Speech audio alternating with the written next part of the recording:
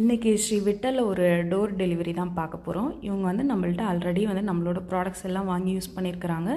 இந்த டைம் வந்துட்டு செக் எண்ணெய் சேர்த்து ஆர்டர் போட்டிருக்கிறாங்க. நான் வந்து ஸ்டேட்டஸ் வச்சுருந்தேன், செக் எண்ணெயெல்லாம் சேல்ஸுக்கு இருக்குன்னு. அதை பார்த்து தான் ஆர்டர் போட்டிருக்கிறாங்க.